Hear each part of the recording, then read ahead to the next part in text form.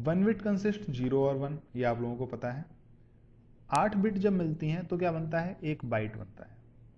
जब हम 2 to the power 10 bite को मिला देते हैं तो 1 किलो बाइट बनता है, जिसको हम केबी से भी रिप्रेजेंट करते हैं। तो आपने सुना होगा कि कई गाने होते हैं या कुछ वीडियो फाइल्स हैं जो कंप्यूटर के डेटा के फॉर्म में होती है, तो हम उसे किस तरह से रिप्रेजेंट करते हैं, कैसे नापते हैं उसको, केबी में, कि 100 केबी की है, 100 केबी की है, 3 केबी की है।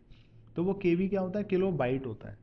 और बाइट में कितने बिट होंगे, 2 to the power 10 बाइट जब मिलते हैं तो 1 किलो बिट बनता है। ऐसा क्यों होता है, देखिए किलो का जो मीनिंग होता है वो क्या होता है, 1000। किलो का मीनिंग 1000 होता है।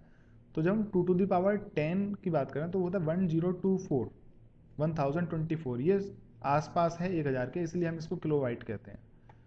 जब हम किलो बाइट भी कई मिला देते हैं, यानी कि 2 to the power 10 kilo byte जब मिलते हैं तो क्या बनता है, 1 मेगाबाइट बनता है। तो आपने सुना होगा मेमोरी कई में 256 MB होती है, तो वो जो MB है वो क्या है, मेगाबाइट है।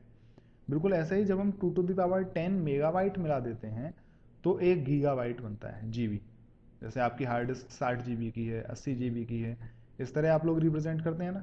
तो 2 की घात 10 मेगाबाइट मिलते हैं तो 1 गीगाबाइट बनता है। बिल्कुल ऐसे ही जब 2 की घात 10 गीगाबाइट मिलते हैं तो 1 टेराबाइट बनता है, जिसको हम टीबी से नापते हैं। तो आगे जब आप टीबी से भी आगे होते हैं, 2 to the power 10 जब टेराबाइट बनते हैं तो फिर से एक यूनिट बनती है। तो हम इस तरह से मेमोरी को रिप्रेजेंट करते हैं। तो सबसे छोटी जो इकाई होती है वो क्या होती है, बिट। उससे बड़ी होती है वो बाइट होती है, जो 8 बिट को मिलाकर बनती है। जब 2 to the power 10 बाइट मिलाई जाए तो 1 किलो बाइट बनता है।